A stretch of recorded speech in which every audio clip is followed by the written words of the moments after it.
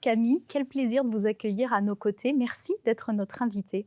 Merci à vous. On va parler géopolitique avec vous, essayer de comprendre ce qui est en train de se passer. Alors on parle beaucoup des acteurs qui menacent la France dans cet univers du monde numérique.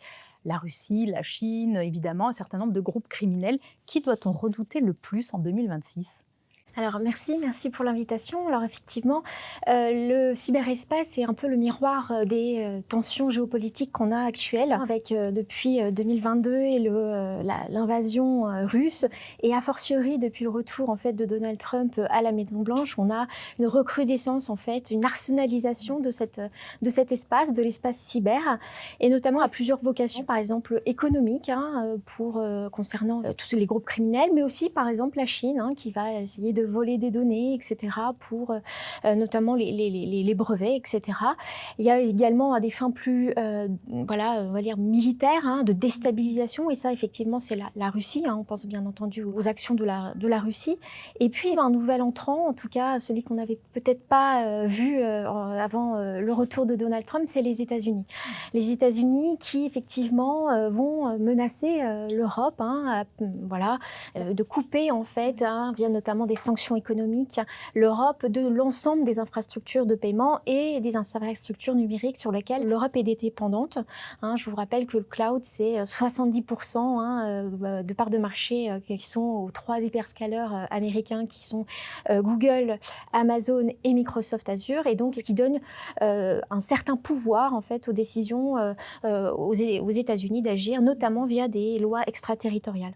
Et donc on a une arsenalisation, et finalement le cyber, le monde du numérique est utilisé comme une dissuasion, une force de dissuasion, de coercition via notamment ces lois extraterritoriales, et qui font qu'effectivement l'Europe n'est pas totalement maîtresse de son futur. Et par exemple la mise en place de lois comme des lois GAFA, ou si effectivement en cas de rachat de volonté de rachat du Groenland, on a cette épée de Damoclès américaine qui ferait que on a un risque d'être coupé entièrement de l'ensemble des systèmes de paiement, par exemple international, qui sont sous la gouvernance américaine.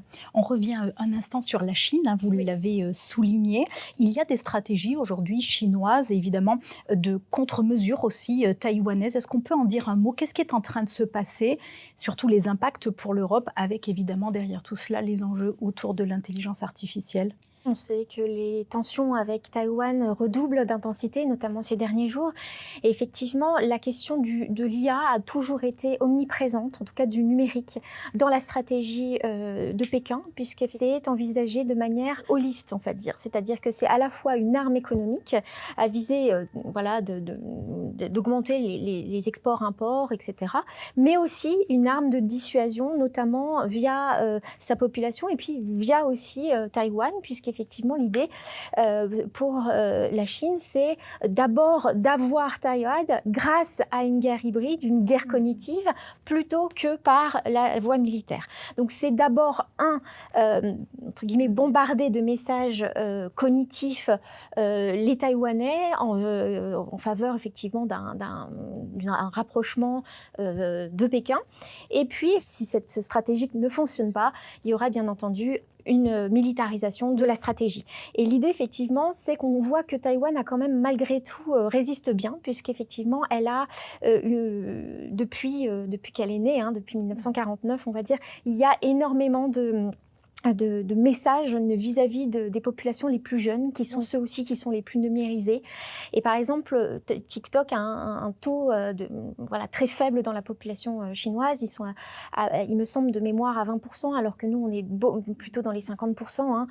Et donc, c'est un média qui est de relais qui est moins important que chez nous, par exemple. Et on a vraiment une éducation à la guerre informationnelle, à la guerre cognitive. Et j'ai envie de dire, l'ennemi existe là-bas. Il est connu, hein, on sait qui c'est, alors qu'en Europe, on a une image plus, entre guillemets, fumeuse de l'ennemi. On ne sait pas si c'est la Russie, on ne sait pas si c'est la Chine, on ne sait pas si c'est les États-Unis ou les trois. Et d'où vient la menace, c'est compliqué. Et donc, à partir de ce moment-là, on n'a pas quelque part une prise de conscience, là où les Taïwanais l'ont. Est-ce qu'on a aujourd'hui, ou quels sont les moyens d'agir pour l'Europe face à ces pressions très lourdes qui sont exercées, vous l'avez rappelé, par les États que nous avons cités?